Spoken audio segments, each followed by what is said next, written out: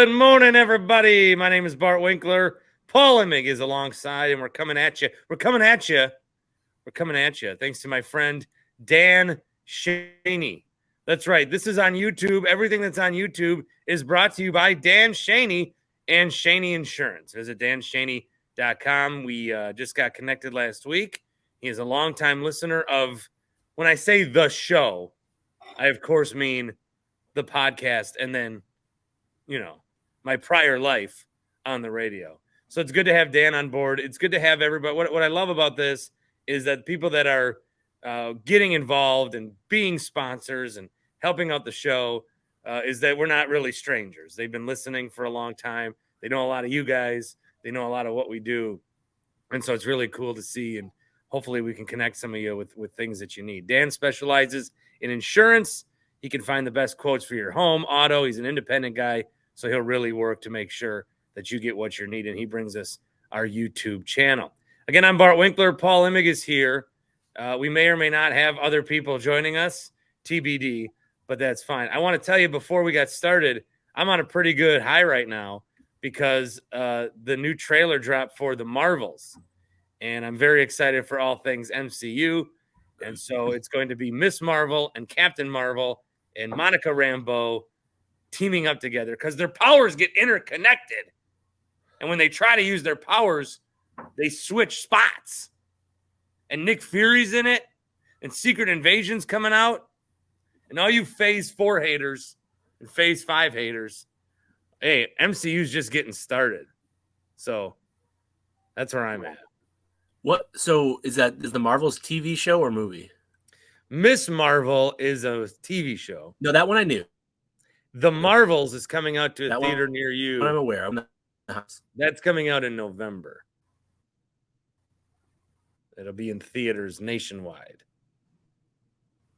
And we're all looking forward to it. Yeah. Yeah. Okay. You not as excited as me? I'm behind on my Marvel. Way behind. Also, I'm a sane person who doesn't watch every single Marvel thing. Oh, yeah. I just finished Jessica Jones season 1 yesterday. Yeah, I mean, that's demented. Great stuff. Demented. I know. Yeah. Well, I have a lot of free time. Fair enough. Yeah. Not really. All right, so we got the... Well, I'm kind of busy. That's not true. You're being self-deprecating, which I appreciate, but yeah.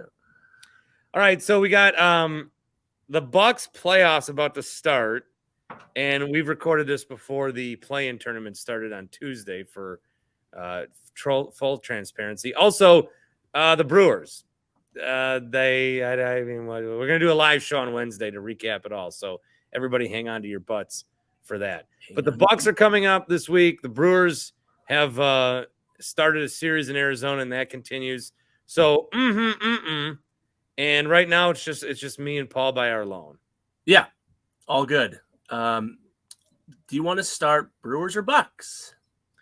Why don't you start Brewers with me? Let's start Brewers with you. Since I'm not providing them proper coverage this week. Yeah, okay. Have you been getting some shade for that? You need to do more Brewers? No, I think everyone's understanding. And Monday night, I had done the Zach Gelb show, and then I thought, okay, could I do a Brewers post? Because a lot of people do stay up for these West Coast games. Yeah. A lot of people do. Now, do you have a post game in you after that? I'm not sure. Especially, but Monday night, I couldn't even finish I was out. Okay. I came home. I barely even was able to finish Monday Night Raw. I was so tired. Oh, wow. Yeah. And as you may have not seen, Trish Stratus turned on Becky. I saw the online clip. Yeah. Big shocking news that everyone knew was coming since she debuted, but it kind of even from afar, it has felt like that was the next step, which is fine. That was always coming. Trisha's 47. Wow. And so is Lita. Yeah. And they're getting serious run. All right, let's talk some Brewers, Paul. Let's talk some Brewers. Among the Brewers' current big league position player rookies, Garrett Mitchell, Bryce Terang, Joey Wiemer. If you could only bet on one of them to be an all-star in their career. All right, so you get Mitchell, Terang, and Wiemer. If you could only bet on one of them to be an all-star in their career, the one you would put all your money on, is Garrett Mitchell. Mm-hmm. Or mm-mm. I would say mm-hmm to that. Okay. But why? Now I have to come up with a reason why. Is it because I saw him for an extra month last year? I think I have my reason. Is it because he's like the best looking of the three and he reminds me of Ryan Braun, just how he looks and talks?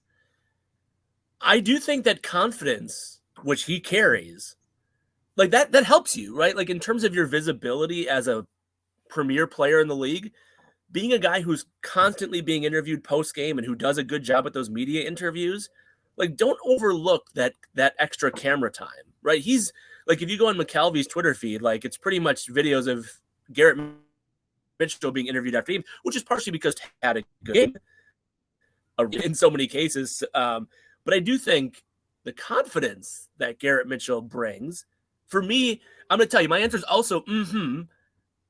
And center field helps, right? Like center field is a premier position, whereas second base is, right field less so than center field. So the center field part of it helps.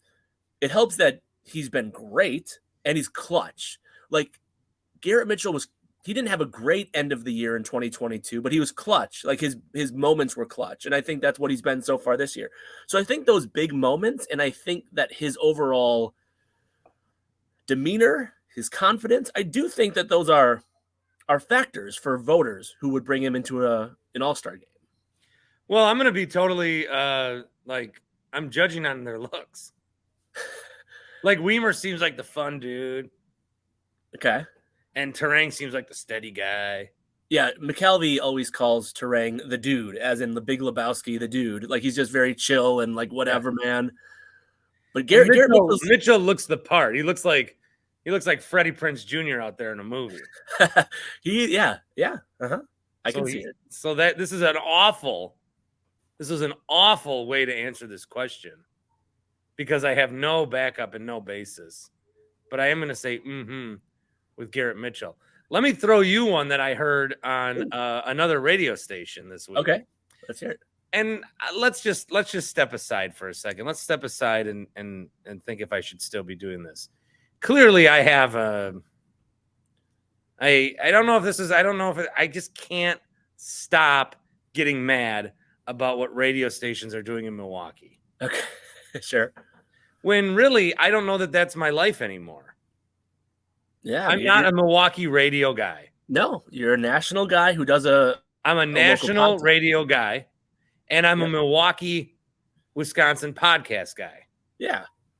I do not do a Milwaukee radio show anymore. Mm-hmm. This is not a radio show. This is a podcast. Mm-hmm. And so I still get bent out of shape about what they do on the radio. But why do I get bent out of shape? It's not because I like what I'm doing. I like doing the national shows because it's like a payoff for all the other sports I watch.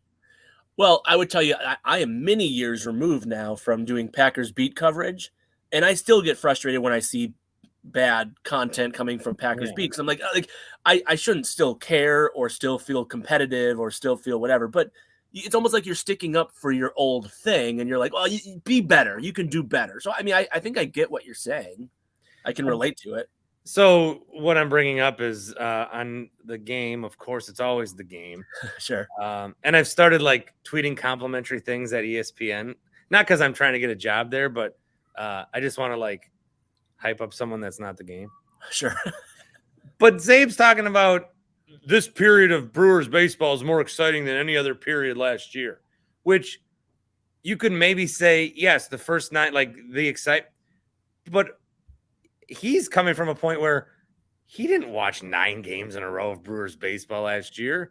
He doesn't take calls on his show. He doesn't have people telling him what to be excited about or what's up.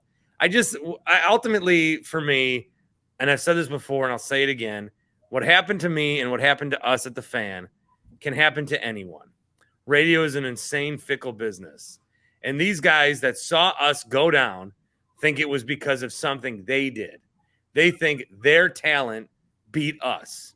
Sure. They think their talent is better than our talent, and they beat us, and that's why they won. But they don't know. They don't understand that this happened at the very top.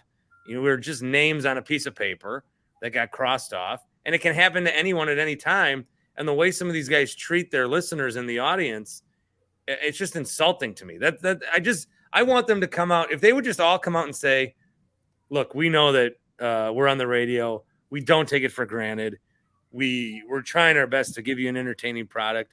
Maybe you don't like it. Maybe you do. Maybe it's not like what you think sports radio should be. But we are grateful for every day we're on the radio.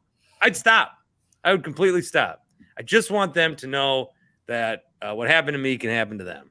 And so that was a long-winded way to try to paint myself as a nice guy. Me-self. Not you-self, but me-self.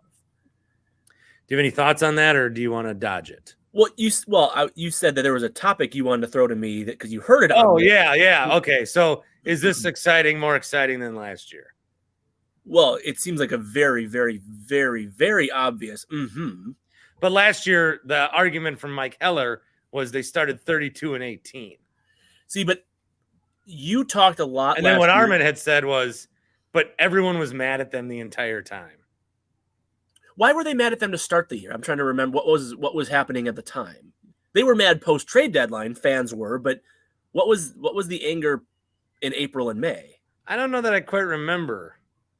I mean, it's hard to get mad at 14 games over 500. But what I always go back to is, it's when you think you're going to be good, it's not as fun being good as when you think you're going to be bad. Well, we talked about this last week, and it's when we were talking about like the question I asked you and Grant was, very optimistic about the present and future of the Brewers, knowing that they've had this early success from Mitchell, Turang, and Weimer, and this young energy coming through.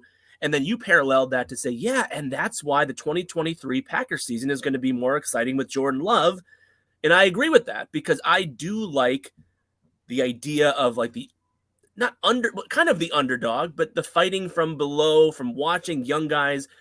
And so the Monday night Brewers game where they got shut out in Arizona, like no one had fun. No Brewers fan had fun watching a shutout, losing. Willy Adames looking, I don't know, Bart, you might have missed some of the game. Willy Adames had a very bizarre, terrible defensive game at shortstop. Like it was very odd. It wasn't like, he didn't field ground balls well. It was like sort of like a mental checkout game. It was a very strange thing. All of that to say, Monday night's Brewers game was not fun. But when you have a season start like this and you have this youthful energy, which is, by the way, I do think that's what Jordan Love and the Packers will have this upcoming season, is like a youthful energy feel. So I don't remember what they might have been referencing on that show that you said that would have had people mad at them during the 32-18 start last year. I don't know what that would have maybe been. But I know, like, in the moment right now, I'm having more fun than what I can recall feeling at any point last year. Another point I think that I've been trying to make about baseball that it may come up, it may be an issue, it may not, is that because they're playing everybody this year, we could be in for a really wonky September with rainouts and stuff. What you mean, like in other ballparks? Yeah. So let's say that I'm just going to look at September, or I'll go back and look at, let's see, let's go into, they got a road trip in the middle of August where they play at Chicago, at LA Dodgers, at Texas. What if some of those games get rained out on like the Sunday? What if it gets rained out in Chicago Sunday, August 13th, or at Texas on Sunday, August 20th? They don't play these teams a bunch. So it's going to be hard to try to figure out. There might be some, and this is just something I'm looking at now. By the way, later. I think Texas is indoors now. Oh. But I mean, your point's still valid. My point is that, like, no, I'm never wrong. So the roof, there's so much rain that it floods. But no, I wonder if there could be, I don't know. I'm just wondering. At some point, there's a team in September that's like, geez, we got to go here for a game and then here for a game. Yeah. It's going to be, it could get weird with this competitive balance. Just something that I'm keeping my eye on. As well as also the timing of this program, in which we are going to take a commercial break. Or what I should say is I'm gonna mark a commercial break, and then it's up to Blue Wire if they add commercials or not. So I have no idea. So I'm putting the marker right here. And now this is on the other side of that marker. Ah. Mm-hmm. So I think that's how things worked out. I'd also like to tell you, Paul, about omahasteaks.com. Tell me about it. Yeah, they got packages. You can put your meats together. You and me can put meat together. We can intertangle our meat if you'd like. And we can do packages of meat, just big giant chunks of meat. And you can get that for what they have deals. And what teacher Tom, in fact. This is actually the script. Oh, no, it's not. Yeah, they gave me a script that said, just talk about tangling meat. No, they've got burger perfection. Ooh, I probably should read this because it's different. Shit. Now is the time to experience burger perfection. The burger perfection flight for just $79.99. Then go to omahasteaks.com and use the promo code BART to get an extra $20 off your order plus free shipping. You'll get 4 of each pure ground burger so you can sample the steak on bun greatness. Oh, well, that's pretty good. Shit, I should read that. Okay. So $79.99 burger perfection flight, and then you get the promo code. So you can still use the promo code for the 30, I believe, on the big packages. And this is great. See, one thing that I'll tell you about radio is that we never read things before we go on the air. Absolutely not. So last night on Tuesday, I did PA for Forward Madison. And when I tell you I'm doing PA for Forward Madison, Paul, check this out. It's not just me being like, now checking in, number 18, Joey Jofferson. Yep, Joey Jefferson. From like 5 to 6, I have to read commercials basically for an hour. What? Yeah, so I had to read these. So it'll show on the graphic, don't wreck a great time at the match. Forward Madison reminds you to drive sober or get pulled over. Oh, so download the free sober app at zeroinwisconsin.gov. Zero in Wisconsin. Together, we can save lives. Wisconsin DOT. So you're doing that in advance, and then it plays during the game. I'm doing this as people are entering the stadium. Oh, okay. And then they change the graphic. Then I go, Gruber Law Offices, Wisconsin's premier personal injury law firm. Their experienced and trusted team is dedicated to providing clients with the best service possible. Serving the people of Wisconsin for more than 34 years.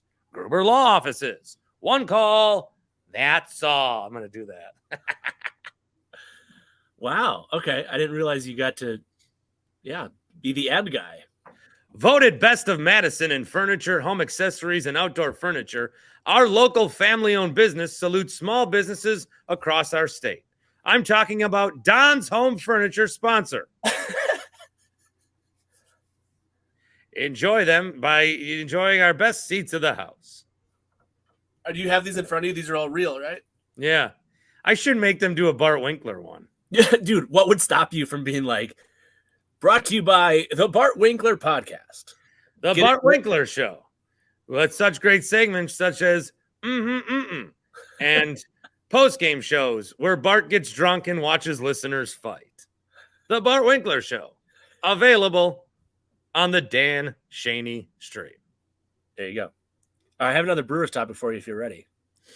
I got one more that I'm going to do, but it's also happyplacehemp.com. Yep. Are you looking for relief from your otherwise mundane life? Happyplacehemp.com. When your kid is really being a bitch at bedtime, have a gummy and settle yourself down. Or take a couple of gummies to help yourself sleep. Or if your dog is nearing the end of its life, spray this tincture into his mouth so at least they won't go out limping like Bart's dog Bailey did in 2005. Jeez, buddy. Happyplacehemp.com. Promo code BART for 25% off every order. Check them out. College Court in Muskego. My dog probably lived for 11 years and was like dying for 6 of them. Oh, come on. I don't want to hear this. And if you felt her body, it was like feeling, it was like feeling the moon, just craters and bumps everywhere. This lived from like growing up at your parents' house? Yeah, we really we took her for walks and stuff. Well, this is really uplifting. Anyway. Well, there might be people that have the same situation. So if I could have had some CBD tincture for Bailey back in the day, you would have got her nice and lit. One time I got drunk and told Bailey all my secrets like she was my best friend. I'm guessing this is a real story. Yeah, I was on my kitchen floor in my parents' house. And you, in 2005, you were probably not quite 20. No, maybe just 21.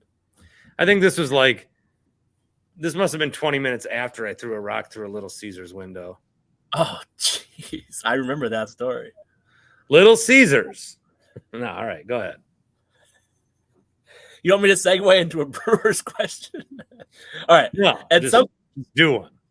Just do one. At some point in the next year or so, Sal Frelick and baseball's now #1 prospect, Jackson Chourio, will be called up to the big leagues. I said sometime in the next year or so. Chourio, maybe later this season, maybe next season. Either way, in the next year or so, they're both going to be called up. Unfortunately, there are only 3 outfield spots for Chourio, Frelick, Mitchell, and Weimer. That's 4 guys. Not to mention, get this, 6+ more years left on Christian Yelich's deal. And, of course, the need to at least give Yeli something, maybe the DH spot. Okay, so knowing there are more top outfield prospects than there are starting spots, the Brewers should preemptively trade one of them now when their value is high, knowing that they won't all be able to start, in order to add a young, equivalent value starting pitcher to the roster. So let me rephrase it again. Knowing that there are more top outfield prospects than there are starting spots, the Brewers should preemptively trade one of them now, when their value is super high, to add to their starting pitching, which is going to be depleted in the next couple of years as Burns and Woodruff. So preemptively trade one of your top outfield prospects to help your starting pitching depth now and in the future. Or mm-mm. Man, that would get the fan base riled up pretty good. Because we're all falling in love with these guys. And then what would happen is you'd have to trade a guy and you can't trade Yelich. Trade Yelich. You probably, at this point, would probably trade. To avoid that fan base pain, you probably would trade Frelick because we don't really know Frelick yet. But people are already upset that Yelich has taken up the spot that Frelick. That's what people are saying. Well, it's bad. If the Brewers could trade him, and I think this is a real thing. If the Brewers could trade Christian Yelich's full salary to the Mets in exchange for nothing, they would. You would do that. You would. So like Packers with Jets. Yes, for real. You would say yeah, it was. This was the topic you and I were talking about right before we started recording. There was a tweet I saw yesterday that said, a fair, and this was from a Packers blogger, and I'm trying to remember which one it was, but it was basically the Packers should trade Aaron Rodgers to the Jets in exchange for one of Jets GM Joe Douglas's farts. Essentially, just to get the money away, to get the problem away, to get the situation resolved, you should just be happy to take literally nothing back just to clear your books and your starting spot. So I would like, so maybe that answers the question is Can I tell you something from a comedy standpoint? Let me tell you something from a comedy standpoint. I don't like seeing the word fart in print. Okay. I don't like talking about farts and talking about poop. This wasn't my tweet, but yeah, that was. No, I know. I saw. I don't like talking about farts. But when someone farts, I never not laugh. I always laugh. It's a funny thing. I just think there's better comedy than fart. There probably is. Is this kind of like NFL broadcasters who won't say butt, so they say behind or backside or anything to avoid saying fart? He fell on his gluteus. Okay, guy. So preemptively trade one of these top outfield prospects for a top. Again, you're not trading him for junk. You're trading. No, him I'm saying. You're trading, just to be clear, the premise would be that you'd be trading, let's say, Frelick for a Frelick equivalent level prospect who's a pitcher. That's kind of the premise. You're not trading him for nothing. You're getting a starting pitching version of, let's say, Frelick. No, it's we're all we're all in love with these guys, but we don't know that they're actually going to be good better than 2 weeks. Right. So I say you get everybody up here. I mean, they've already made their decision, like Tyler Naquin's in the minors. Yeah.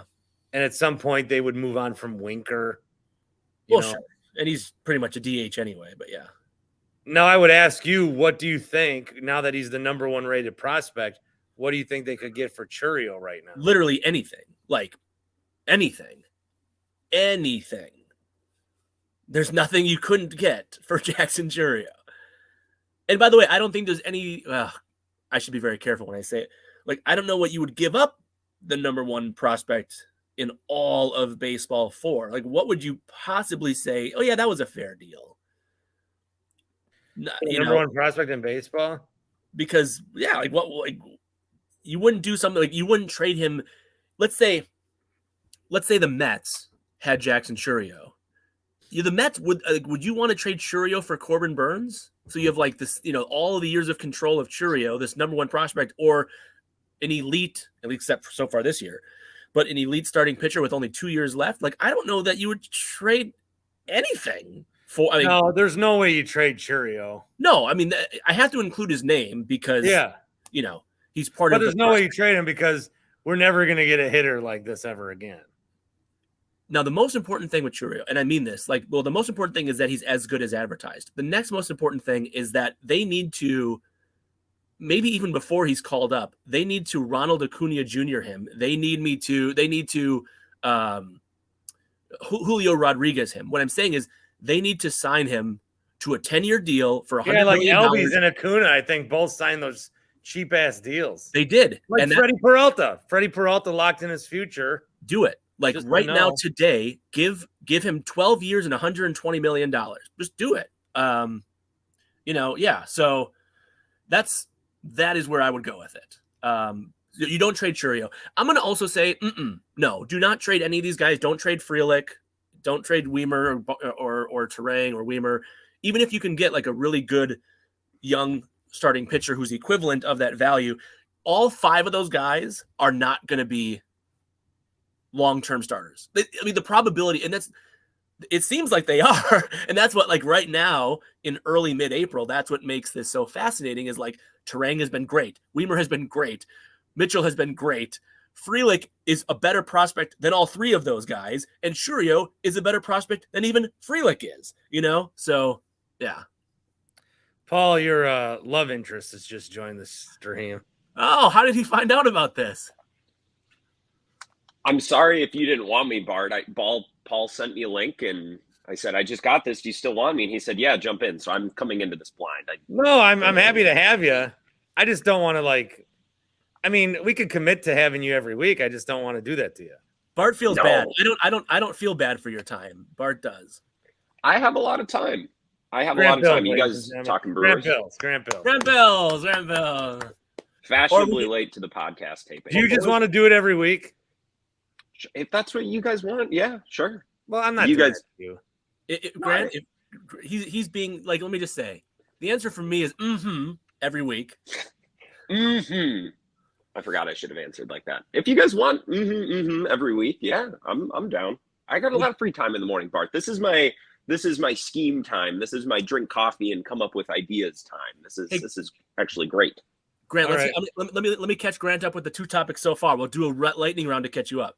A professional reset, please. Thank you. Professional reset. We've been doing Brewers. Okay. Among the Brewers' current big league position player rookies, that's Mitchell, Terang, and Weimer.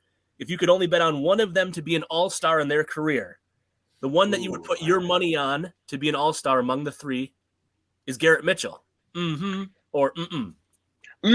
he reminds me a lot of Ryan Braun, and I think this season we've got so caught up with Weimer and Terang, and they're great, but Garrett Mitchell was up here last year, and he's been really good, and he's got that confidence. He's got that zest. He's got that it factor. My answer was, I know you weren't listening, but like you just hit one of Bart's points and one of my points of why we also said Mitchell. No way I could have been listening. No, literally. No. This is a private these tapings are locked down behind walls of security. I couldn't have got in here if I wanted. My answer was because of looks. That also Well, Weimer, Like Terrain Weimer looks like a the dog, steady too. guy. Weimer looks like the crazy fun guy, and Garrett Mitchell looks like he's Freddie Prinze Jr. in the catch. Yeah. He looks like Braun. Good looking guy. Yeah. It helps. Don't tell me it helps. It helps for Willie Adames. It helped with Ryan Braun, of course. I think, Garrett Mitchell. Easy. I didn't quite answer the second question yet, really, Paul. Well, no, the second one. So I got the second one here for you. Then at some point in the next year or so, Grant, Sal Frelick and baseball's now #1 prospect Jackson Chourio will be called up to the big leagues next year or so. Maybe it's 2024 for Chourio, maybe not. Unfortunately, there's only 3 outfield spots for Chourio, Frelick, Mitchell, and Weimer. Not to mention the 6+ years left on Christian Yelich's deal. Knowing there are more top outfield prospects than there are starting spots, the Brewers should preemptively trade one of those outfielders now while their values are high, in order to add a young equivalent value starting pitcher. So you're trading either Weimer or Mitchell or Frelick or Weimer or Chourio, which I don't think was Chourio, but one of the 4 for an equivalent value starting pitcher because you don't have enough spots for all 4 dudes. Or mm-mm. This is a really interesting question. I don't know if I have an answer. I guess the question is, are they? Yelich makes this so interesting, right? Because you could, I suppose, trade Yelich. Everyone is trading. If you trade any of these prospects, people will just default to being mad at Yelich. Oh, and True. And the decision to, and by the way, Grant, six plus years left on Yelich's deal. Bart and I were talking about if you could literally give him to the Mets and the or Dodgers or whatever, like just give him Dodgers, Mets, you assume the full salary, you get him for nothing. The Brewers would do that, right? I think so. You don't want to give away guys just to give away guys. It's not, but the Brewers have all this talent and it's at Yelich's position. Right. So forget about loosening the money up. Of course, you love the money. I don't think the Brewers are going to go and spend that money hand over fist anyways, but you would ideally really like another outfield spot to stick one of these young guys. I mean, Frelick would probably give you Frelick today. I think would give you what Yelich is giving you today. Well, yeah, slap a couple singles and be a good base runner and take some walks, and then every once in a while, like Jason Kendall style, you luck into poking a home run over the fence. Like that's what Yelich has basically become, right? Yeah, and for a young guy could do that. And Frelick would do it for 1/100th of the cost, and that's not like an exaggeration. So I guess when you really boil it down and take all the frills off the question, it's or it's more likely that Frelick will be a starting outfielder for the Brewers or that they will trade him for talent elsewhere on the team. That's where we boil it down to. Yeah. And I'm not sure. That's fascinating. I mean, Frelick is a top 50 prospect in baseball. So if you could say, hey, there's a top 50 prospect from the fill in the blank team, and it's Frelick for said starting pitcher, top 50 prospect, straight up. Top 50 prospect for top 50 prospect. But you're trading an outfielder where you're pretty much log jammed for a starting pitcher where you're going to need help in the coming years. Would you do that? I mean, that's the question. We went with, we said, like, I think we landed with, we're going to just bring all the outfilders up and let it happen how it's going to happen. But yeah, it's non-definitive. I don't know what the answer is. The other thing that I also brought up, I also did my radio spiel already about how Milwaukee radio sucks. Have to get that in. Oh, I missed that. Yeah. Because my friend Steve Zabin was talking about how this year is more exciting than last year. And he said that because he didn't watch 9 total games last year. And this year he's forced to because of how good they are. But I saw him and Heller going back and forth a little bit. That was entertaining. They got off to a 38-2, 32-18 start last year. Why weren't we that excited? Were we excited? I talked about this on yesterday's show. This is the power of new, right? It's the power of having just a couple of new faces who do a couple of new things, some new energy, some new vibes. Because this Brewers team is by and large the same. I know they got Contreras, right? So that's an addition. That's a major league big boy addition. But other than that, they're still led by starting pitching. Their bullpen is still one elite guy and then everyone else. The offense is still like just needing to be good enough. It's the same blueprint, right, as we've seen the last couple of years. But now they have these new faces, and it gives us something to be excited about. And we talked last week. I think this reinvigorates Craig Counsell. I think it reinvigorates the fan base, most importantly. So I think this is you talk about the excitement level, and Zabin brought that up. That was a funny clip to watch him and Heller go back and forth. I think it's just these new faces, these new things that we can focus on, because when you sustain success like the Brewers have been, things get stale, right? You get used to the same guys. It's like, yeah, we're contending, but we're not getting closer to the World Series. Saw that with the Packers too. Like things get stale. These new faces are keeping things fresh. And I think the fans are excited and the clubhouse too. I'd like to ask, I just pointed to me because I want to say something. I'd like to ask Grant a question. I understand what happened on your radio show on Monday. What's that? Someone called in and asked you about. Oh yeah. Out of the blue, someone asked Grant about transgender swimming, right, or something. Yeah, I can send you the clip. I'll send you guys the clip. But so yeah, what was the question? What was the question? I was talking about the Bucks.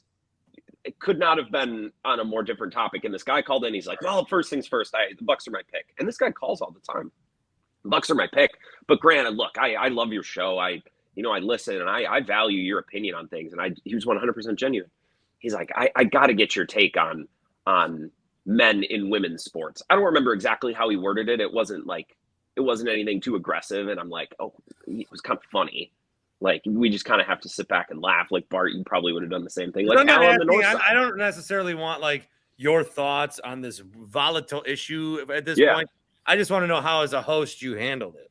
I didn't give my thoughts. I said, I let him rant because it was funny, and he didn't say anything like, I think that was going to get people riled up. Al on the north side style, just let him go. And then when I had the opportunity to politely turn him down and say thank you, I did.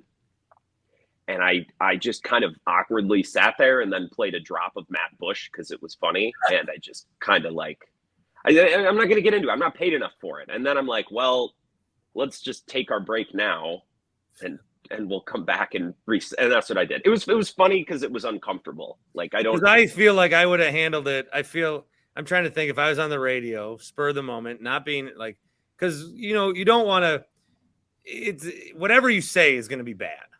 Mm-hmm. To not like half your audience, but whatever you say, you're going to offend somebody. Of course. Yeah.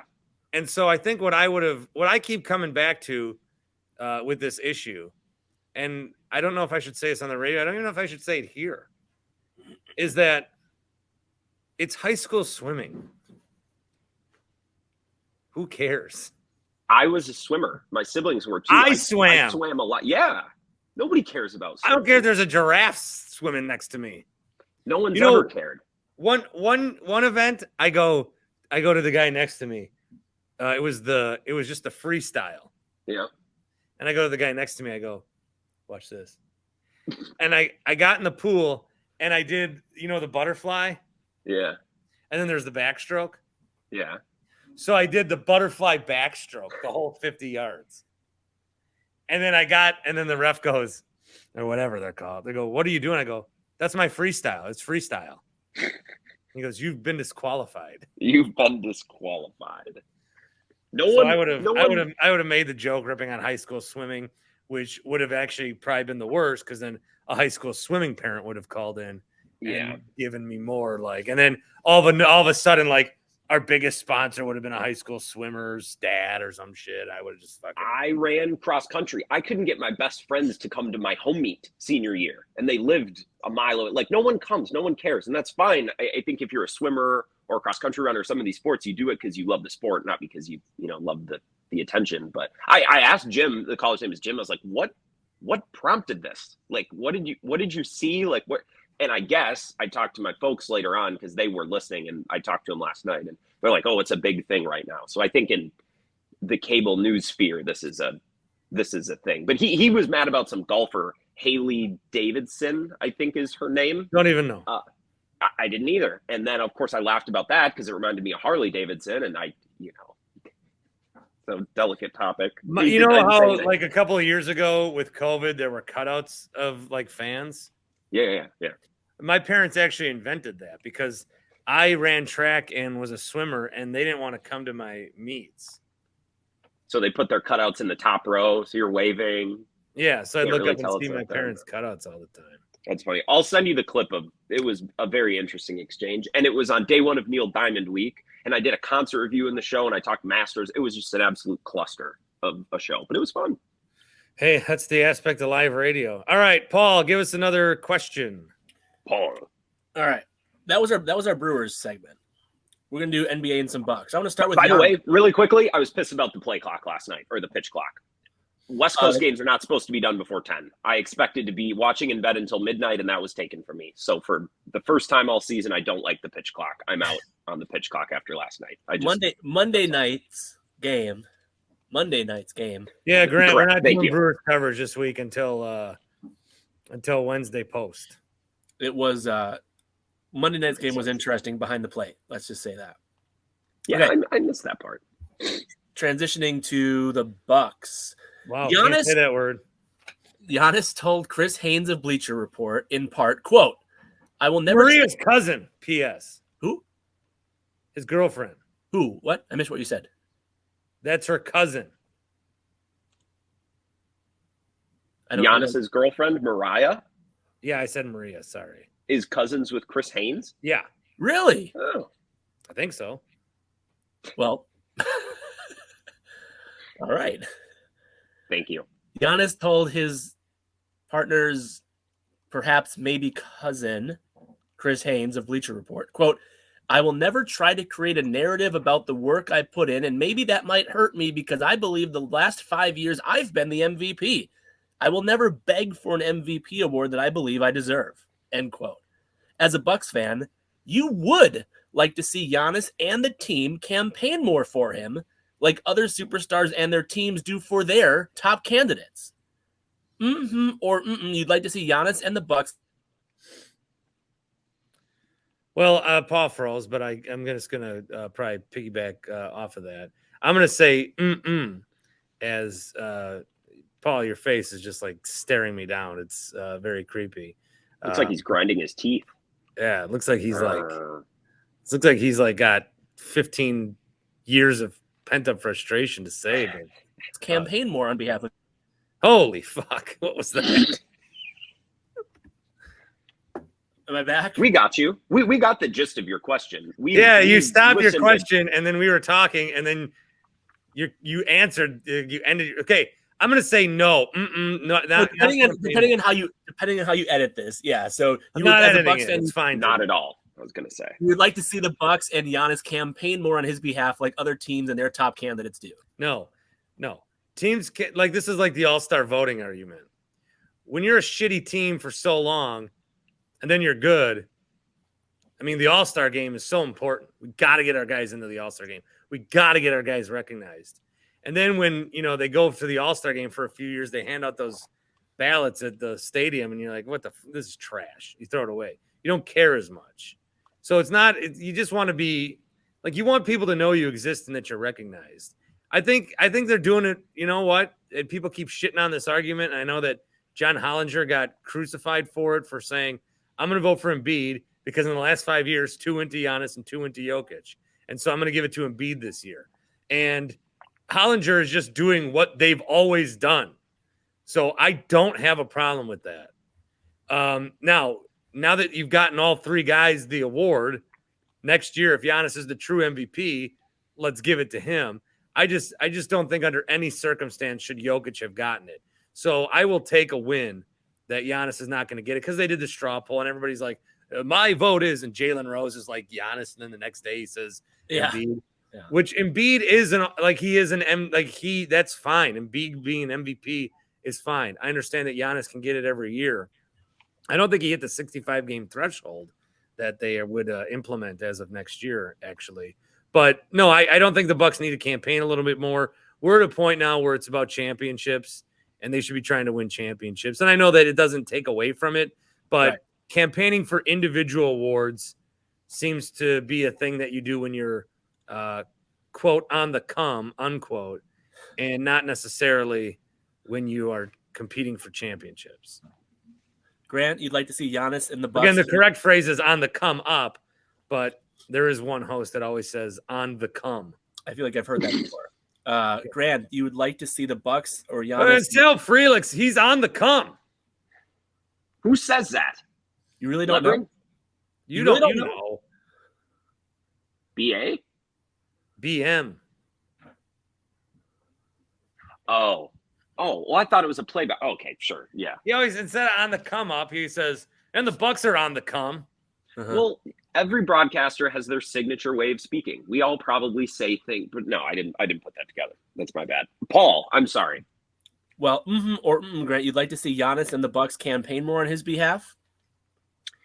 I think the Bucks do everything perfectly, PR wise and award discourse wise. I think it's pathetic the way that Daryl Morey, although it's kind of his thing, but I think it's pathetic that Daryl Morey continues to whine about MVPs and how his guys are persecuted. Although it was hilarious when he said about the coastal elite Boston media was doing something or other. That was great. He was like my favorite person in sports for a day after he made that comment because that was absolutely hilarious. I think the Bucks are just fine, and I think Giannis is fine. I don't think campaigning helps. I would like to add a point into this MVP discussion, the awards discussion. I was thinking about this last night when I left work, right? A lot of times elections have themes, right, and trends. If you guys follow politics, I think Bart and Paul, I don't know, you guys follow a little bit. And I'm thinking back through the years of the memorable elections that we've had. I remember when I was in 7th grade in 2010, and it was this big push for Republicans. That was when Walker got in and Feingold got knocked out by Ron Johnson. I remember teachers were protesting. It was a very political time, 2010. It was also when the Arab Spring happened. You guys remember that? There was a big political wave in Northern Africa, the Middle East. Big red wave, obviously, that we had this last November in the most recent election. I'm just muting Grant for a second, just to say that I have no idea where this is fucking going, but it better go somewhere good. Unmuting Grant. Grant. This NBA award season, it has a theme. We've just decided it's not a red wave. It's not a blue wave. It's just we're giving awards to the people who've never won them before. Because the guy who's ducking calls about transgender athletes is coming on my podcast talking about the Arab Spring. I'm giving background and history to how these things work. Elections have themes, right? We have cycles. We've decided we're just going to give all the awards to people who've never won it before. We're going to give Embiid the MVP because he's never won it. I see everyone's voting for Evan Mobley for Defensive Player of the Year, which is insane to me. I like Evan Mobley. Yeah. Oh, you're not in on this. Okay. We were texting about this last night. What do you mean? Yeah. Oh, I was on national radio. I was not reading your text. Right. Oh, that is right. I was also on that. No, wait, only you were? Okay, never mind. Okay. So it's like an election, right? There's a theme. There's everyone's kind of thinking along the same lines. We're just giving the awards to Embiid because he's never got it. That's a tiebreaker. And I guess everyone's voting for Evan Mobley for Defensive Player of the Year because he's never got it. He's something new. That's the theme of this award season. That's not that ridiculous of a analogy, a comparison. Come on, you don't remember the Arab Spring? Wild time to be in social studies class. It was a wild time. Oh, I was 4 years out of college at that point, Grant. So well, good. You were a politically active member of your community. I'm sure you were staying up to date. People do forget I have a minor in political science. I didn't know that. I didn't know that. Yeah, people forget. People forget I have a major in golf simulator skills. I'd like to tell you about my friends at Carl's Place. That's one thing that I have done a bad service of talking about Carl's Place is talking about that when you have a golf simulator, it's not just like hitting a ball into a wall. You can play different courses.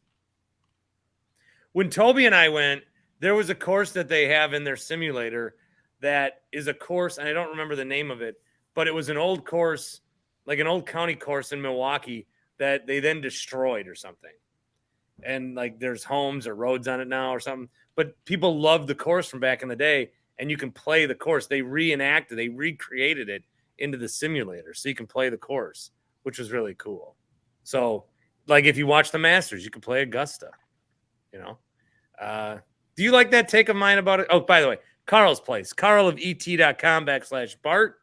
They sponsor the voicemail line, 402-915-BART, 402-915-2278. Get your voicemails in. That number is also on my Twitter. When I watch the Masters, it's like watching the guys walk on the moon because I know I'll never be there, ever. I will never be at Augusta. There's not any circumstance in my life that I will be at Augusta. Not one. Why? How? It's who you know. It's about who you know, right? Yeah. There's no way I'll be. And this thing about like, oh, they have $1.50 cheeseburgers. Like they're so cool. Okay, well, they also like didn't allow anyone but white males in until like last fucking Friday. All right. So that's my take. The moon is an interesting take. I like that. Notice how I let you finish your take before jumping in to give my own commentary and criticism. You did. Well, some say the moon landing was faked. Some say. Paul? There was some breaking news just before Grant joined us. Did you see who the Mets signed? The Mets signed whom? DeMarcus Cousins. The Nets? Four-time NBA All-Star DeMarcus Cousins is signing with the Guanabo Nets of the Puerto Rican Professional Basketball League. I was disingenuous with my setup there. But DeMarcus Cousins, who said this week, I think he said he's the third best center in the world right now, is a member of the Puerto Rican Professional Basketball League. All right. That was an aside. All right. So I think I'm in alignment with with saying, I don't need to see the Bucks or Giannis campaign more. I like that it kind of doesn't matter. Like, it does matter. Like, if you read the Chris Haynes interview, Giannis was pissed. He was annoyed. I think he was annoyed. It seemed like he was more annoyed. But I'm glad for the most part, they're just sort of like, yeah, let's just win a championship. But you need to then win another championship. If you're going to make all these other huge accomplishments, personal accomplishments, not matter to you, then you have to get the big team accomplishment more than once for that to matter. But we are in agreement there. No, Grant, was that controversial?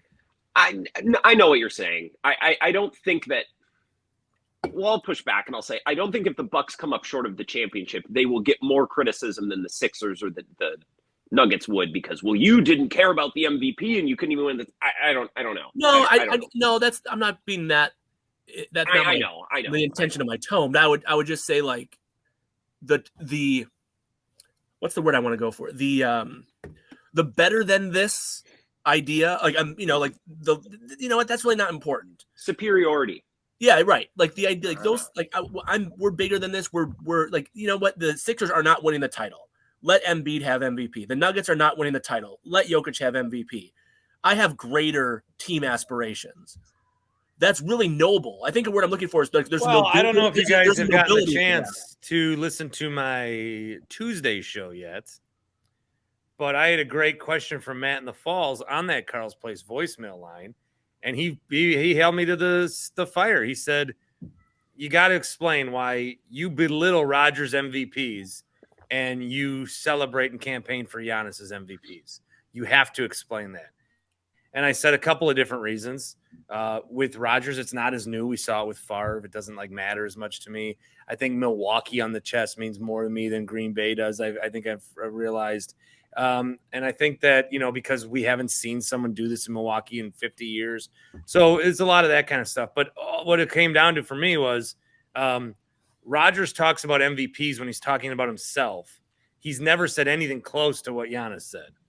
Rodgers doesn't say, I'm an MVP, and if I play at this level, Giannis says that.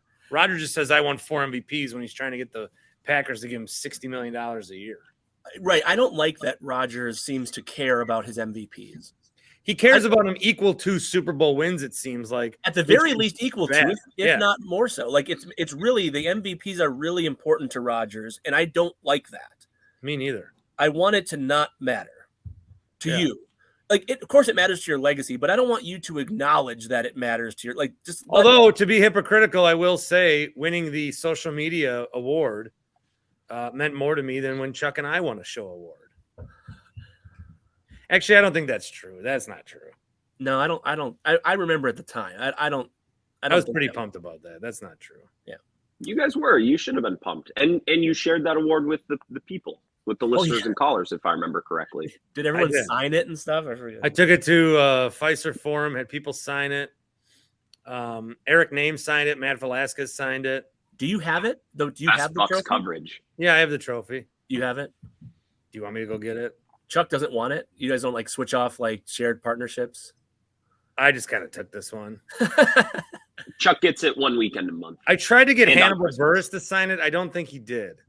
I remember your Hannibal Buress thing. That was bizarre.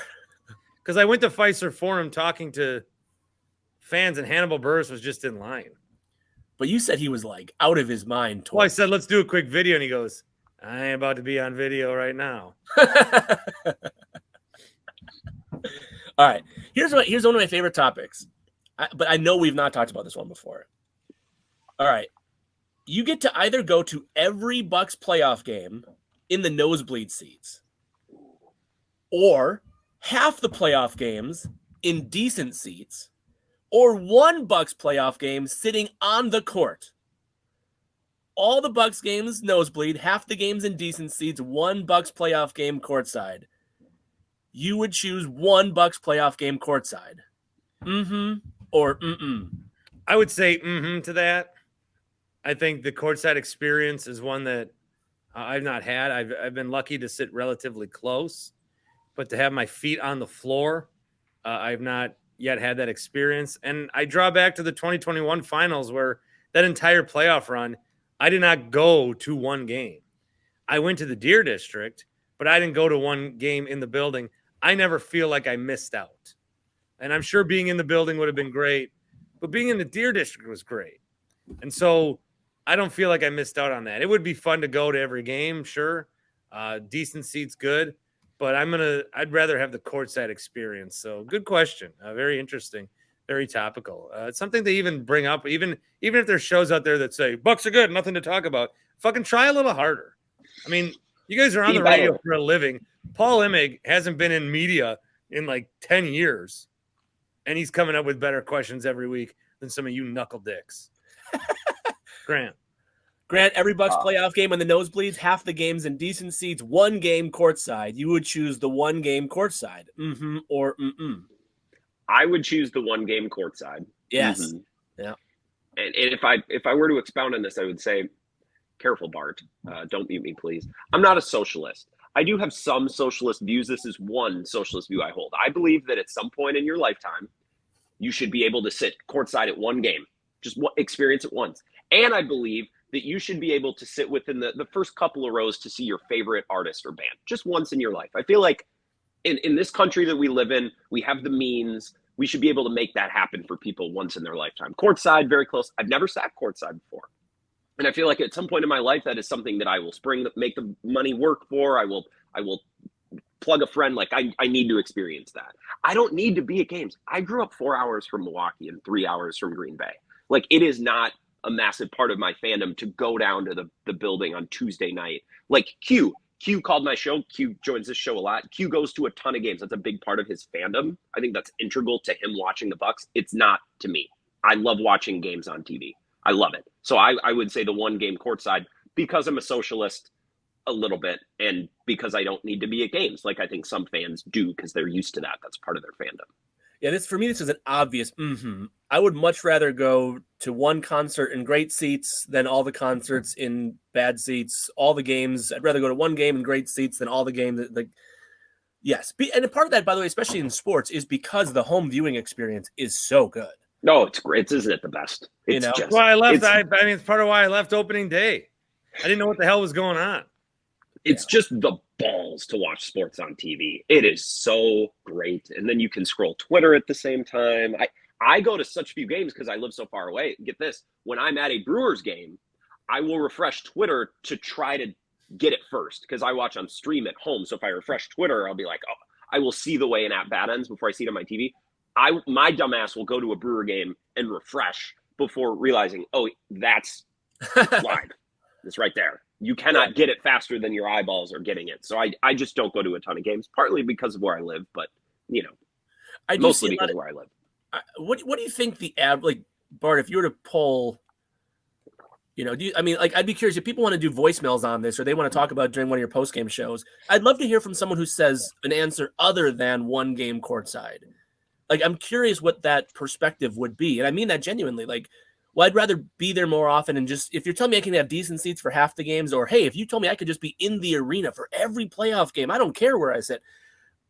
I'd love to hear that if someone feels that, because I would love to hear the thought process on that. And maybe it's because said person has had the courtside experience and they loved it, but they've been able to check that box. Maybe that's... And now they feel as though others should get to experience that because that's, many of us feel that way. It should be a privilege not hogged by the few, but rather shared by the many. So, yeah. I like being at Miller Park or whatever. But to watch, if I'm going to watch the game, I'd rather watch it on TV. But I still like watching I like being at Miller Park and taking in a game. but it's just like I wish the game like I would go to Miller Park more if I didn't care about the game. Like, remember the season the Cubs might have almost played here? They were going to redo Wrigley, and then they were going to play here. Yeah. For a season. Yeah. Along with the Brewers. I would have gone to a bunch of those games just to, like, be there and not care about the outcome. With the Brewers, I'm almost too invested in, like, what's happening in the game that I want to walk around. I want to get a drink. I want to just lounge in the stands. I want to, I want to, I don't like to be stationary. It is like I want to swish and swirl. Yeah, I feel it is fun to go to games for two teams you don't care about. Like that is like I love going to random games. Paul, I had a call on my show on Monday night. Vagabond John, who is on Twitter at the Red Shed, who calls a lot, and he's going to LA this week for work. And he's like, "Hey, my mom is out there. She loves basketball. I'm thinking of getting tickets to the Lakers Wolves play-in game. Awesome. Do you think that would be a good?" And I said, Vagabond John, as far as seeing a game in another city with two teams you don't care about, I feel like that's the best. A play-in game, but with LeBron James. I was like, I don't think you can do better than that. So I'm with you on sometimes it's better to not care about the teams because then you can enjoy the arena and get some food and, actually go to the bathroom instead of holding it the whole time like I always do. And I think, I watch it differently then. Like I watch it more enjoyably and less nitpicky or I wish they had done this because I don't care what you just did. I'm just here to like enjoy and not analyze. First thing I always do when I go to a game live, I get home, I watch the highlights because I'm like, okay, now I actually want to see what it looked like in the perspective that I'm used to. I need to make the experience that I just saw fit. By the way, I want to say, I love that thought. This is something I've thought about a lot. I remember going to a Bucks game as a kid and realizing that when I got home, the highlights of that game are going to be on SportsCenter. Like that was like so neat and such an odd, like 10-year-old, 8-year-old, whatever it was, thought process of like, you mean the thing that I just was at is on like, is going to be like, there's gonna be highlights of that. That was such a fascinating idea, as simple as the idea is in nature as we'd go to a Brewer game. I'd DVR the whole thing and I'd comb through it, see if I made it on TV. And I go, there's Mitch Stetter. He's coming on. I remember when this happened. He didn't pan to my section. Maybe, I'd always look for myself. Yeah, for a while, Bart's background picture was him behind Steve Kerr because he got a screenshot of himself at the Bucks Warriors game. You could see it paused. I loved that. That's a funny picture. All right. Next NBA topic. As an NBA fan, you would like to see a draft before the playoffs where the top seeds publicly choose which lower seeded team they want to play. This is an idea. This is being floated. In my opinion, this is going to happen in the next 10 years. What? There's Nick Wright has been talking about this. I would say there's momentum towards the idea that this very public, the NBA does great with drama, right? The NBA and NFL, they're great. The Bucks would pick who they want to play. Yeah. So then the one seed gets so fucking stupid. Why would you ever do that? That's so dumb. Okay, so you're answering the question pretty emphatically. You would like to see a draft before the playoffs where the top seeds, so one gets to pick their 5 through 8 seed first, 2 then gets to pick from what's remaining, No, 3 it doesn't. First of all, it doesn't benefit the higher seeds. Why? How do you figure? Because look at the motivation you're giving to the other teams. I get that.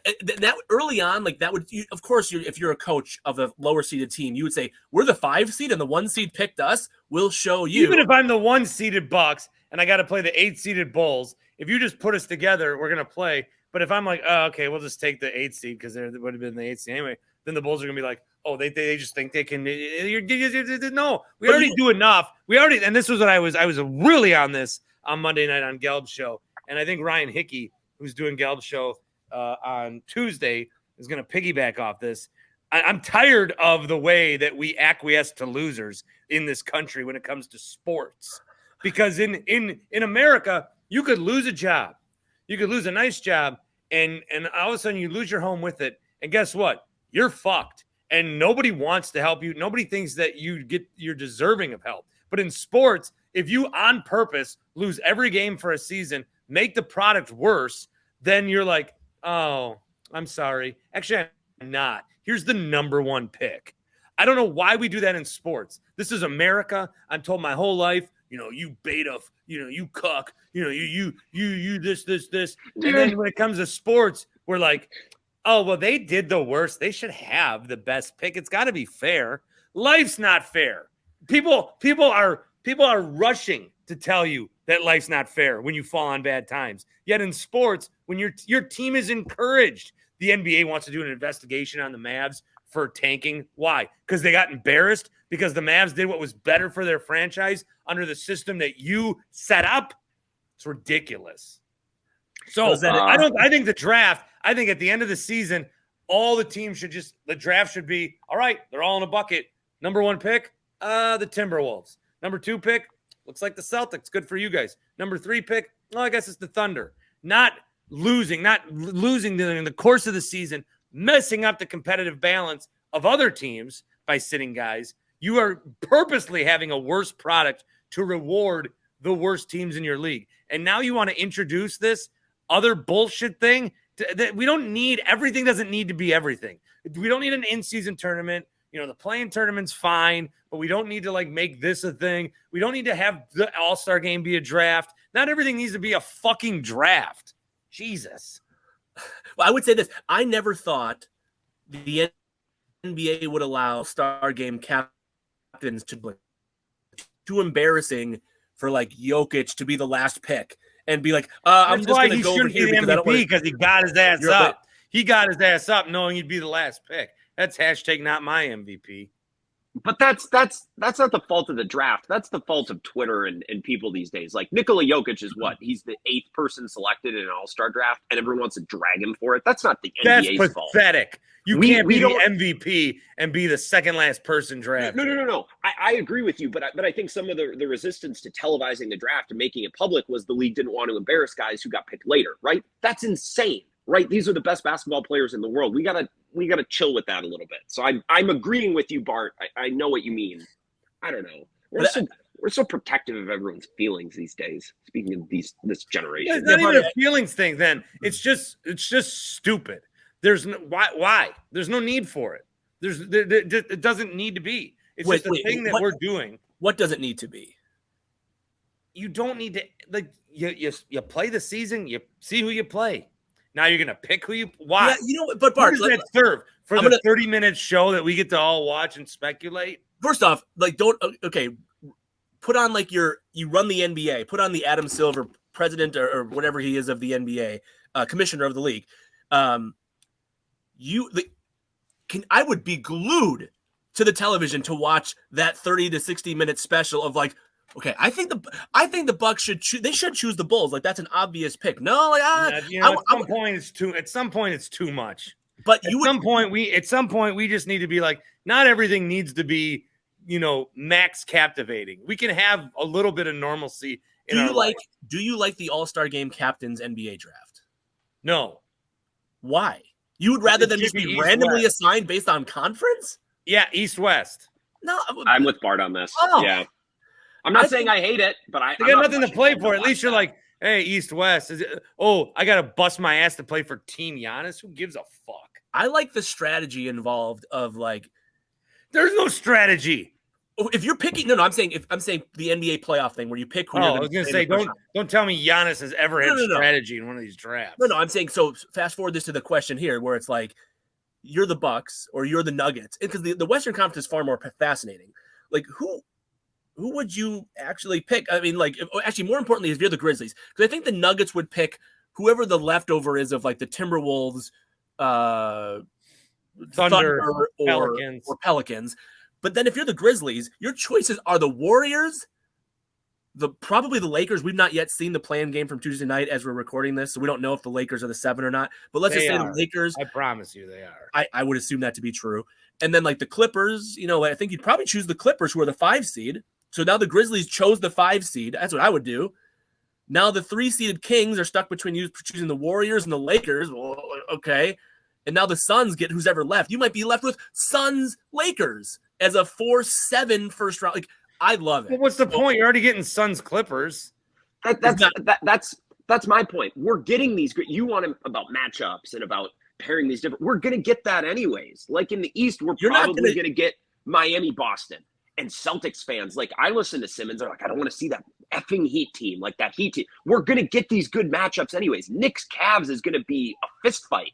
I don't need manipulation. These great matchups are going to happen anyways. And Paul, Like, that will further devalue the regular season. If a team is trying to figure out, like, should we get from the 6 to the 5 or the 5 to the 4? Well, it doesn't even matter. We don't know who we play regardless, because some team at the top is going to make that decision for us. Well, I think that's a great point, Grant. One I've not heard made, that the 5 through 8 would have no incentive other than who picks? Well, maybe that's not true though. The coach, the owner. Does the owner say, "Well, I don't know, but I want to sell tickets, so I'm going to put my Nuggets against LeBron"? See, this is fascinating. I love that thought, Bart. I love that thought.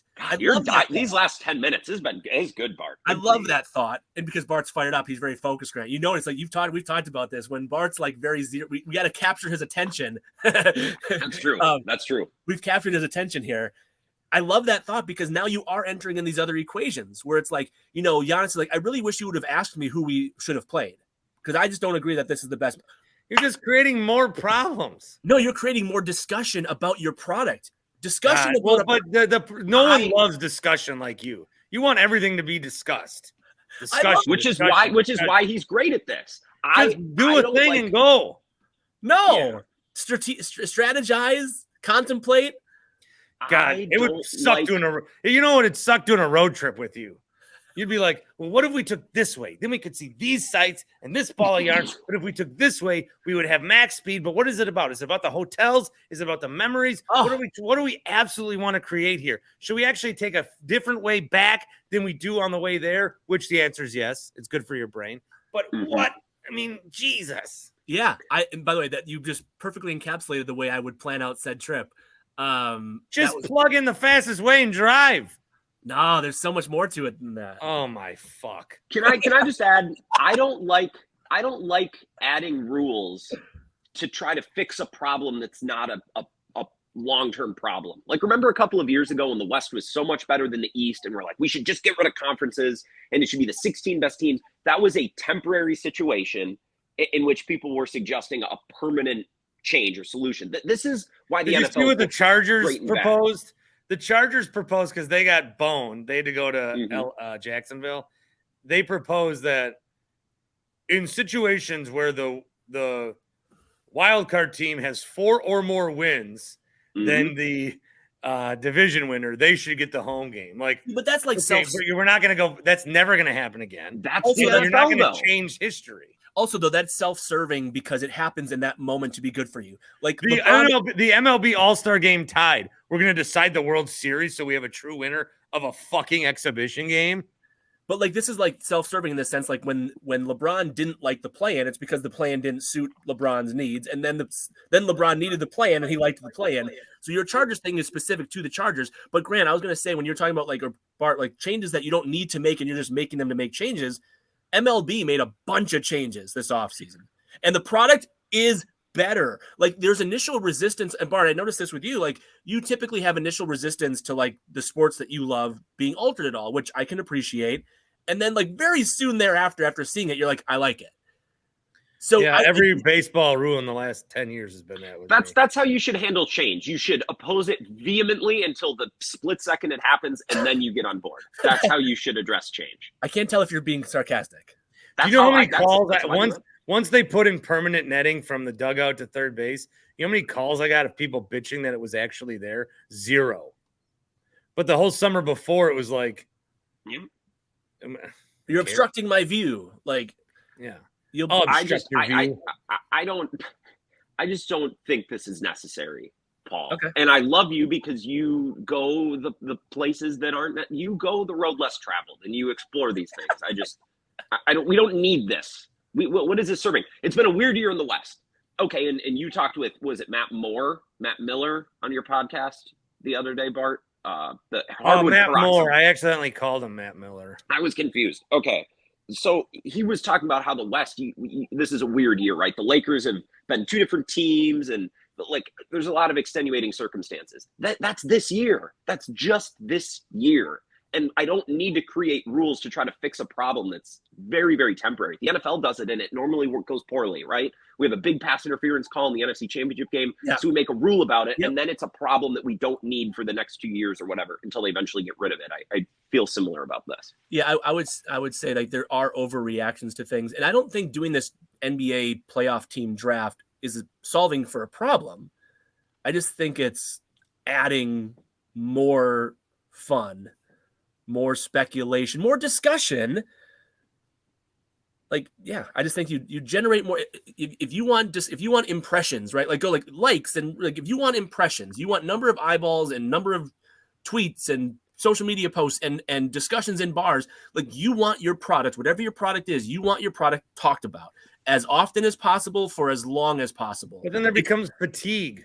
I think there's too much discussion. There's too much discussion. There's too many podcasts saying the same thing every week. There's too many live streams. There's too many watch parties. There's too much shit around the NBA. There's not that much to talk about. We don't need to make more. But there's supply and there's demand. So if at a certain point, like, people are sick of Bart's show because there's other podcast show, or there's whatever in your competition markets, Grant, like, well, then you'll make the decision. Bart will say, well, it's not worth doing this for 50% of the audience I used to have because there's oversaturation.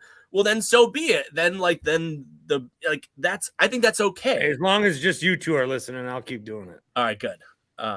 Good. All right. Well, we disagree pretty strongly on this one. I would take anything that would add discussion as we take a road trip back in a very different direction on our trip, and we have perfectly nuanced which restaurants are along this route and which scenic anyway.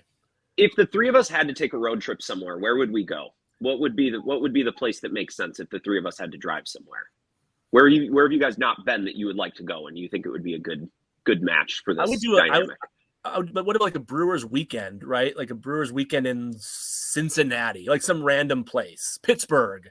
I've never been to PNC. I hear a lot of nice things. I have wanted to go to Pittsburgh. Paul, don't you like spontaneity? I fucking hate spontaneity. I mean, like one of the only things, we went to California once. My brother lives out there, so the whole family went out there, and we had like no plan, no idea. And one of the only things I remember is this like kind of dive Italian restaurant that we ate at, and it was like, I thought it was the best part of the trip. And you know what would have confirmed that is if you would have researched it ahead of time and found all like, okay, well, this seems to be a really popular dive restaurant, and we should go there, and we should book a reservation for this exact time. Oh, you're a reservation guy. That sucks. But you know what?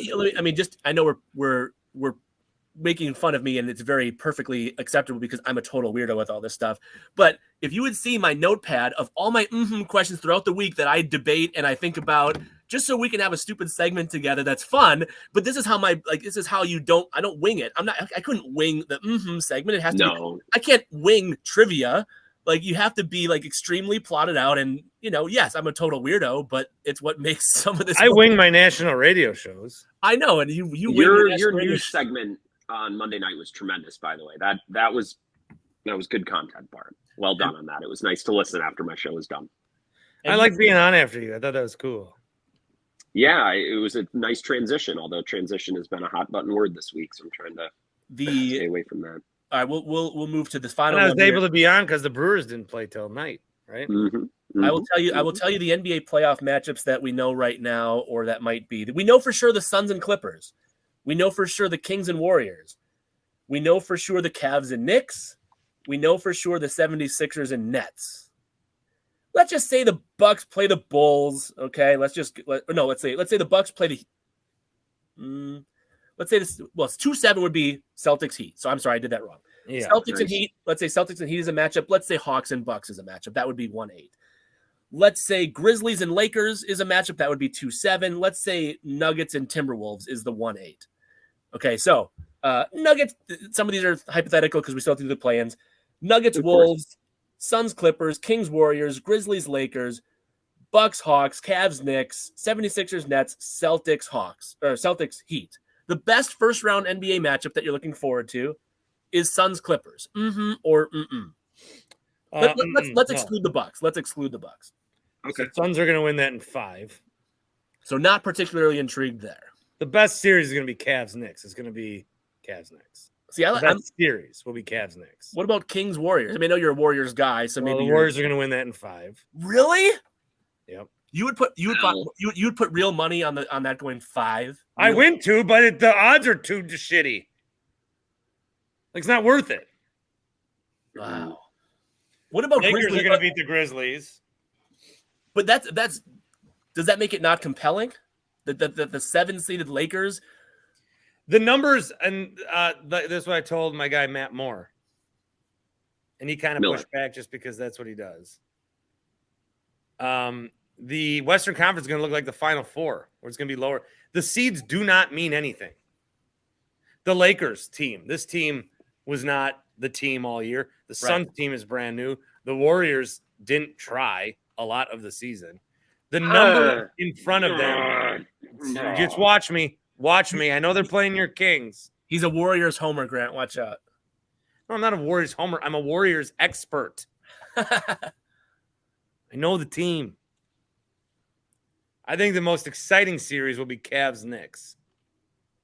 That'll probably go 6 or 7. Well, Grant. Paul, if you like discussion, I think you're going to agree with my answer for the most interesting series. I think the most interesting series would be Nuggets-Timberwolves, because the Timberwolves are a powder keg of intrigue. There's a million different things on that team. We're going to have Karl Anthony Towns in foul trouble, probably a tantrum at some point. D'Angelo Russell's not there anymore. Mike Conley's more boring, but Rudy Gobert v. Kyle Anderson. That is something that we could get more of that as well. And we're going to be reminded about both punches. We're going to see those flashbacks. And Rudy Gobert versus Jokic. That's a matchup that we've seen before. I just think the Timberwolves are endlessly entertaining. Not in a good way for Wolves fans, but in a great way for Anthony Edwards. I think that series is going to be great. In a good way, you get Anthony Edwards. Everything else is nonsense drama. Yeah. Yeah. I do miss D'Angelo Russell on that team. I love D'Angelo Russell. He's one of my favorite players in the league. Wouldn't want him on my team, but he's one of my favorite players in the league. I did miss on him. I thought he would be good on the Warriors. I missed. I mean, he was fine. They traded him for Wiggins in a first-round. I mean, they got a Kuminga, right? for him. Yeah, they got the Kuminga pick. So I got to push back. I'll Matt Moore you a little bit. The Warriors weren't trying all year, really. So they didn't try in a single road game the entire year. They had a historically bad road record because they weren't trying. I don't know. They're old. I don't know. I'm an old man, Jerry. Yeah, they're not that old. They got Kuminga. He's young. They got Poole. He's young. They have youth. They're not all young, but they have two teams, right? Light years ahead. I'm going to say unfocused. Okay. And now they're supposed to be focused. Draymond Green seems focused. He's going on his podcast calling out Rudy Gobert. Did you see the NBA voter who voted Draymond Green as Defensive Player of the Year? Michael Pena. That guy doesn't use any capital letters when he tweets, and it triggers me. Do you know how many times I get the not Warriors using capitals, but people's names, team names, use capital letters? Do you know how many times the Warriors have lost a series in the Western Conference under Steve Kerr? Tell me. 0. Wait, what? No, they go to the championship every time. First time for everything, I guess. I don't know. I'm out on the Warriors. By the way, I would say, not knowing what the results are as we record this, I'm hoping the 10-seeded Thunder represent that 8 seed. I hope that they can beat the Pelicans and then beat the No, I like the Pelicans. Why? You want to watch the Pelicans without Zion? Why would you want to do that to yourself? Brandon Ingram's playing like a top 5 player in the league last month, son. Top 15 is probably more fair. I don't know. I'm out on that. I think the Pelicans would be my least of the 4 play-in on the West teams. But OKC is fun. Shea is insane. Yeah. That man. And they have two Jalen Williamses, one who's really good and one who's fine. You got the Giddey experience. I love Josh Giddey. Holy shit! I think my answer is if the Lakers can win the 7-8 play-in, Lakers Grizzlies is my favorite. I think my favorite series upcoming. If it is in fact Lakers Grizzlies, and if you could have told me a year ago, I would be rooting for the Lakers to beat the Grizzlies. There's just no world in which I could have told you that would have been possible. But I would be rooting for the Lakers. Well, I got $10 on them to win $1.75 at the Pato Sportsbook. Yeah, to get out of the West. Cavs. You and Tim should do a parlay that we can all do. Get a parlay that you're doing, and we can bet along with the show. I mean, I won't, but I think people would like that. Bet with Tim and Bart. I would. Yeah. Oh, on Wednesday's show, Tim has a big announcement. Do you know what it is? Yeah. This is Wednesday's show, isn't it? Well, it'll be a live taping show. Oh, so this will be in addition to the live taping? I No. don't know. Who cares? Sorry, Tim. Edit that out in post. I'm gonna wrap Thank you. this up. I think we got Bart fired up for a solid 12 to 15 minutes throughout. And then I got Tucker. I got tired. Yeah. Yep. It's okay. You got PJ tuckered out. I understand. I did. Tucker Carlson Grant, out. nice surprise to see you. Yeah. Anytime. Toby, thanks for joining. Yep. I'm going to go back to listening to Neil Diamond and getting ready for my program. Maybe researching talking points on transgender athletes and women swimming. Paul, Just in case a call comes in. Mhm. It's been fun. I will spend the next 6 days thinking about analyzing next week's topics. do you ever just open the cabinet and make breakfast, or is it like a whole fucking pros and cons? I've usually decided the night before what breakfast will be. Yeah, and you lay out your clothes probably. I don't do that, but that's mostly because I don't care about that. Yeah. Do you work? You work from home? Yeah. I had to go into work this morning at 7:15. I was so pissed. I was beyond pissed. I lived 2 minutes away. I was being a little bit of a diva this morning. I didn't throw a temper tantrum. I did in my head, but I do not like leaving the house that early. So I'm envious of you, Paul. Love you all, especially you two.